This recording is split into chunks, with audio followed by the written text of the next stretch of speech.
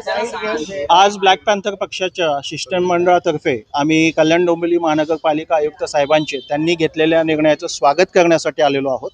आणि हा जो निर्णय घेण्यात आलेला आहे, कारण जरी वेगळं दिलेलं असेल तरी देखील हा निर्णय भारतीय राज्यघटनेला अनुसरून आहे। त्यामुळे हा धाडसी निर्णय घेतल्याबद्दल आम्ही ब्लॅक पॅन्थर पक्षाच्या माध्यमातून आयुक्त साहेबांचे स्वागत करत आहोत, त्यांच्या निर्णयाचे देखील स्वागत करत आहोत। आणि त्यासाठीच आज आम्ही आयुक्त साहेबांना त्यांना अभिनंदनाचं पत्रक देण्यासाठी इथे आलेलो आहोत। मुळातच विरोध हा विविध कारणांनी होत आहे।